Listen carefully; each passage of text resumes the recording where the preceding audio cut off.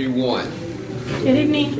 As being mentioned, the title of my speech tonight is Eliminating Filler Words. Now, I would like to take this opportunity to tell you about using the Toastmaster magazine. This is a great piece of literature for you to find information, and as I mentioned to you each and every week, use this opportunity.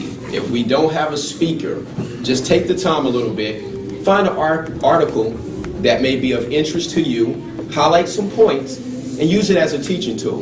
One thing that I would like for us as a club is to actually start using the magazine as a teaching tool. It doesn't have to be the magazine, it could be a book, but also part of the speaking. Let's say you can't come up with an ideal concept for a speech. Use this. They say have a back pocket speech. Tonight, this is my back pocket speech. So tonight, I would like to just share with you a little bit about an article in the February issue of our Toastmaster magazine. And this particular article is called Cutting Out Filler Words. Filler words, we all know them. Ahs, ums, uhs, you knows. Those are just some of the things there. And the writer of this article, Mr. William H. Stevenson, really hit a lot of great points in the article, and I would like to just highlight. He started out an illustration. He talked about in December of 2008, and some of you could probably remember this, Caroline Kennedy. She was deciding that she was going to actually run for the Senate seat. And I believe, I'm not sure, I'm thinking the state of New York. And at the time, a lot of critics were getting on her because she didn't really give interviews, because she just came on the scene and said that she was going to throw a hat in for the running of the Senate seat, but she really didn't have a lot of history or exposure where people can see much about her expertise or some of her information. So at that particular time, from having the pressure from the media, she decided to give a public interview. In this interview, of course, they're going to ask the hard questions. And at that particular point in time, Caroline Kennedy, as some would say, maybe folded under pressure. Throughout that interview, televised, she gave a lot of uhs, ums, you knows, and it just went tragic.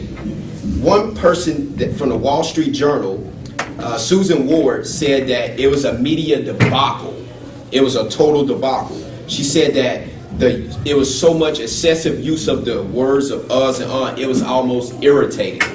And at this time, at that particular time, she was a front runner for the Senate seat. And after that interview, 1 week later, she took her name off the ballot. 1 week later, that's how bad it was.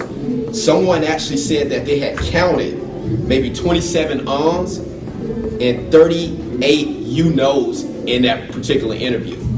Now, we all probably can identify in some kind of form or fashion, because as Toastmaster, we know that we're going through this process trying to become a better speaker. Now, you probably were surprised, like if you noticed some interview on TV from your favorite celebrity, athlete, when they actually sat down for a one-on-one interview, that some of them you were like, whoa, I didn't know this person sounded that way. On TV, you know, especially with actors and actresses, you see them in a movie script, you're like, oh, he's a powerful speaker. But once you see them in a relaxed setting, it's a whole different story. Like, whoa, I didn't know they sound like that. Or I didn't know they did a whole lot of you knows and ums when they're speaking. And that a lot of times we see that far as with athletes, when sitting down for an interview, they may have a little trouble. But tonight I want to just bring up a couple of things that will help us to understand and how to improve on ahs and ums. One of the things is building confidence. And in this particular article, it said most beginning speakers are afraid of pauses. They believe that their audience will think they are inarticulate if they pause to think of what they're going to say next.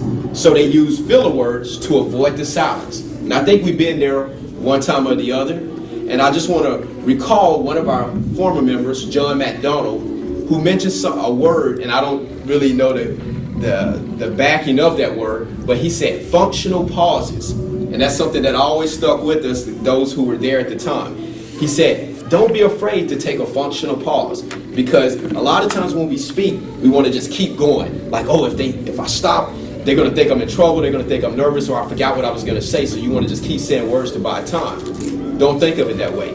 Take that few seconds.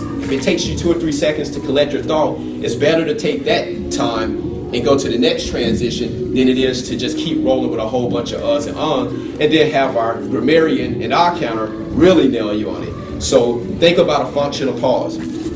Also in the article, they said because of the use of filler words, a lot of people get nervous, and that's why Toastmaster is here to help us feel at ease. Because at this time, no one's going to be jumping in your conversation while you're speaking. We're all here to listen and support. So this gives us an opportunity for that. Brittany Hoff-Gill of the Eagle Toastmaster in Idaho, she said, filler words generally come when we don't view the presentation as a conversation, but we use it as a presentation. So a lot of times when we feel that we're giving a presentation to someone, we get nervous. But if we use it as a conversation, it's more relaxed.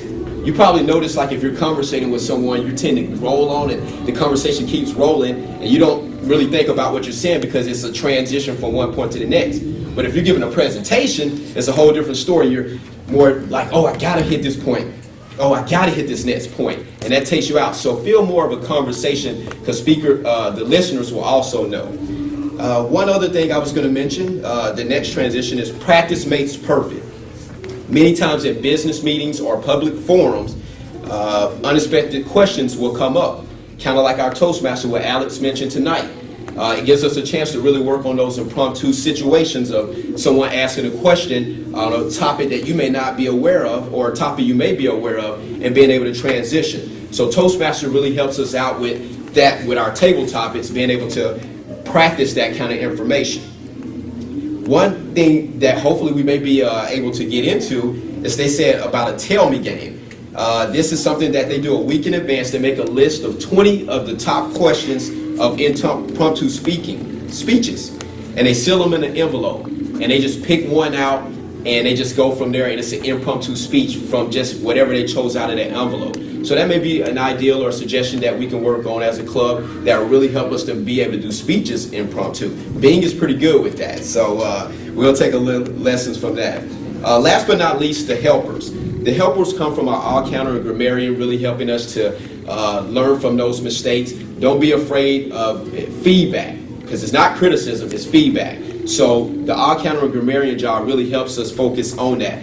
And also, one thing that I do like that we are doing here is recording our speeches, recording different things in the meeting. If you ever like your speech, don't hesitate to have it recorded, because it's a lot better when you actually can see yourself in front of the room, and especially saying the uhs, ums, and ah filler words. And you're like, man, I bummed. I said that 37 times or whatever. But so if you see yourself, it really helps you understand, like, hey, you know, I really need to work on that. So these are just some of the things that I would like to just point out. Great article in the magazine. I encourage everyone, take an opportunity when the magazine come out, find an article that may be interesting to you. And like I said, use it as a teaching moment, because it'll help a lot of people. Thank you very much.